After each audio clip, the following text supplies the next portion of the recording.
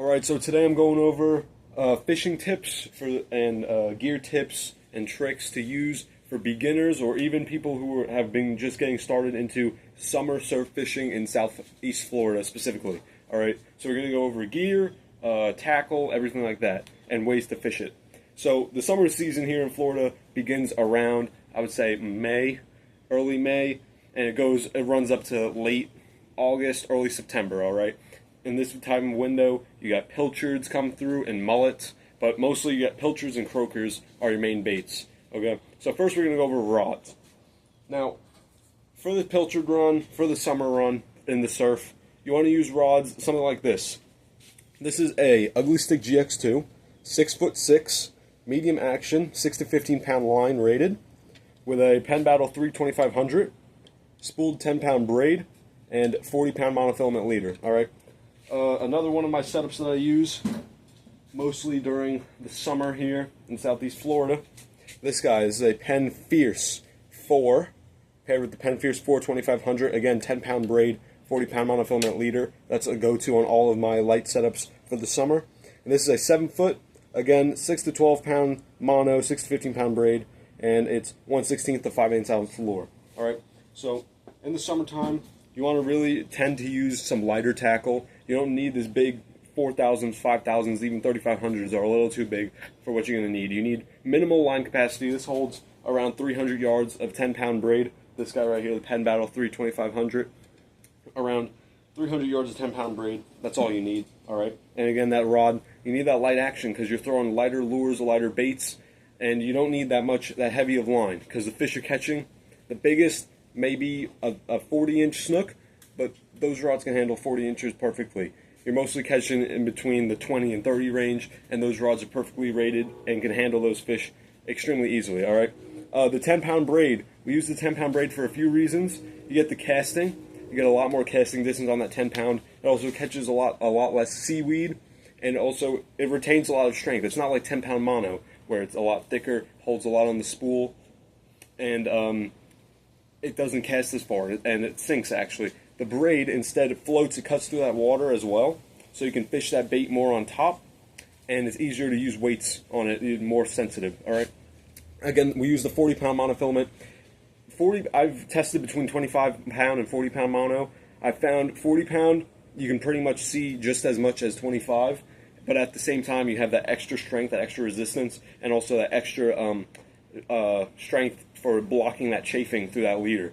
So you really want that, especially when you're targeting those 30 to 40 inch snooks, alright? You need that 40 pound so you don't get chafed off. And this rod in particular, this Ugly Stick GX2 with that Penn Battle, I've caught 20 pound jack on this combo right here. I've caught 32 inch snook on this combo, alright? So you can throw big baits. I've thrown 8 inch mullets, 8 inch croakers on this rod.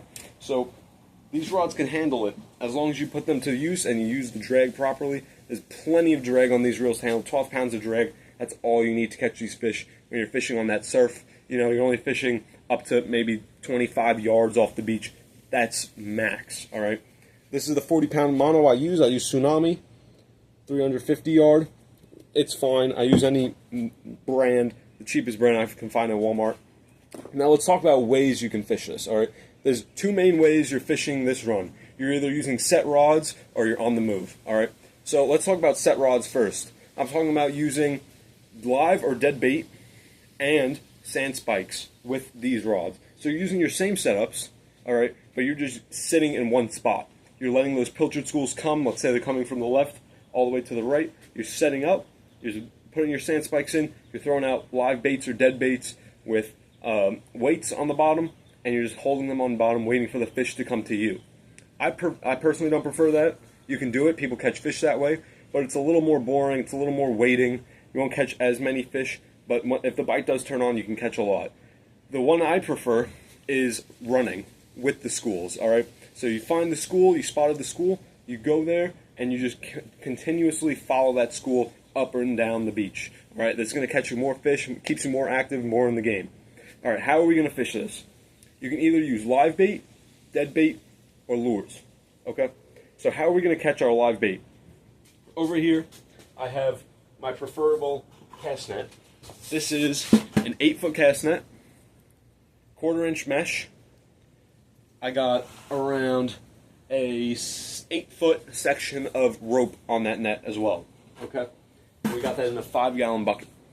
You need that 1/4-inch mesh because your pilchards at the start of the summer are only going to be about that big, around 3 to 4 inches. Okay, and they're tall, but they're super skinny, so they could fit through those. You know, if you're using 3/8 inch, they could fit through those holes really easy. So you need that 1/4-inch mesh to keep those pilchards in, especially those smaller ones. All right. So you're also going to need, in conjunction with that, a 5-gallon bucket to keep those baits in. I would only keep, I would say, 25 3-inch pilchards in a 5-gallon bucket.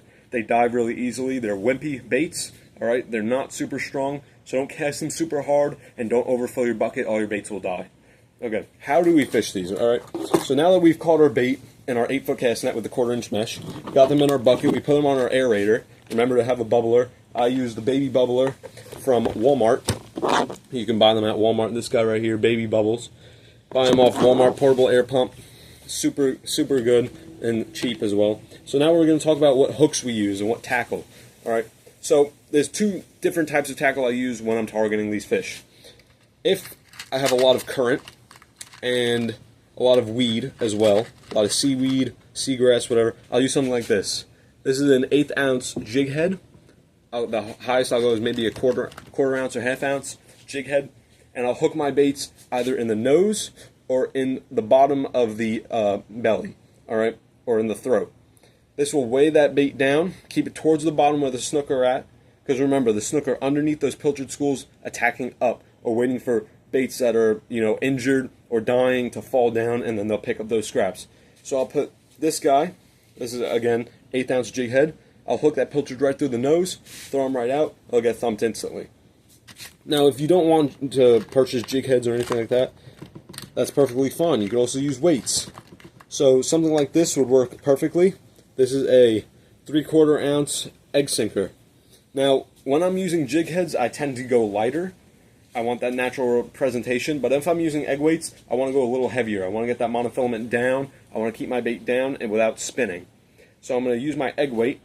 And there's 2 ways to rig that egg weight. You can do a swivel, leader, and then have that egg weight above the swivel, and have your swivel here, and then your leader and your hook. Or you can do hook, egg weight, leader, and then put the swivel. Always incorporate a swivel with your egg weight rigs, because that bait is going to spin, especially if there's a lot of current blowing it around. You don't want that spin, you don't want that line twist, all right? Now the size hook we use all depends on what bait we're using.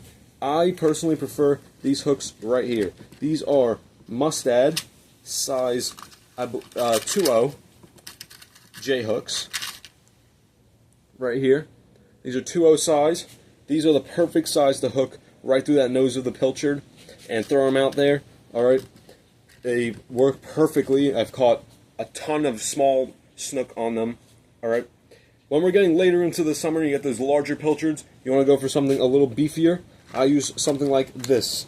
This is a 4.0 size.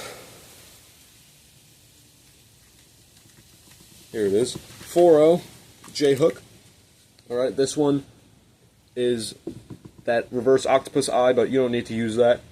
And this I'll again hook either through the nose or through the throat, depending on where I want my bait to swim. All right, again, where you hook your bait always determines where it swims. If I hook my bait in the nose, it's going to be swimming on top, maybe a lot more towards me, or straight out. I get to guide that bait a lot better. If I hook it in the throat, it's going to swim down and away. If I hook it in that belly in the back, you know, at the bottom belly, it's again going to swim away. And if I hook it obviously in the top of the back, it's still going to swim away, but it's going to stay a lot more up. So the 2 places I'll hook a pilchard, either nose or that throat region. I don't hook it anywhere else. Those are pretty much the key areas that you want to hook them. So that's live bait and dead bait. That's how you use them. Now let's speak about lures. So a lot of people like throwing lures, but a lot of people don't know what lures to throw. All right, your time to catch these pilchard schools coming through is going to be early morning from sunrise to around 10:30, 11 o'clock. Then it shuts down. And then late afternoon from around 5:30 until dusk or sunset. All right, so we're going to target these with lures that match that bait. Something like this guy right here. This is a DOA 3-inch paddle tail in the green color. All right, paired with a 1/2 ounce gotcha jig head. Okay, Something like that works extremely well. I've had so much luck with those. As you can see, I have it paired on this rod as well. This is just in the green and white. I do not believe color makes a difference. I've caught fish on purple lures, on green lures, on black lures. However, if you are in the store, in the tackle shop, and you see that they have whites, purples, and blacks, always go with that more natural color. Those pilchards, they live in that cleaner water in the summers, so you want to go for those greens and those whites, alright? Those are my preferred colors. Like I said, I don't think color really matters, but definitely if you want to increase your odds, go with those more natural colors, those whites, those green and whites, alright? Another way you can target these fish is, especially in the morning, with spooks, topwaters. I've caught a few fish on spooks. This is just a off-brand like Boone spook here that I got from Walmart. They work very well, walk the dog style spooks. They work really good for snook. Pretty much snook, sometimes jack and tarpon will eat, but mostly snook are going to eat that. Those are amazing lures to throw. And then finally, something like this, a small bucktail. That matches a pilchard profile perfectly. Bounce that off the bottom, gets snook nuts, man. You know, it looks like an injured pilchard, just bouncing. One thing I don't see a lot of people doing, I've dragged over from New York, which we use these a lot, is throwing Castmasters off the beach. Alright, I caught my first snook on one of these. These Castmasters are amazing, especially during that late pilchard run. You know, your late July, August run, when you have those big pilchards, those 5, 6, 7 inch pilchards, alright? Throwing one of these Castmasters, if you find them on Amazon, you can find them in the local tackle shops maybe. All you gotta do is put that swivel right on there with a split ring, and it already comes with a bucktail. Oh man, throw this out, flutter it, just reel it straight, you'll catch them all the time. Same thing with the paddle tails. Paddle tails you can reel a few ways. You can reel them straight, you can bounce them, it all works. You just have to find that rhythm, test it, try how these fish are biting, and just stick with it. Alright guys, that's pretty much it. To be successful in the summer fishing these pilchards, alright, that's pretty much all you need. There's really not a lot of tips and tricks.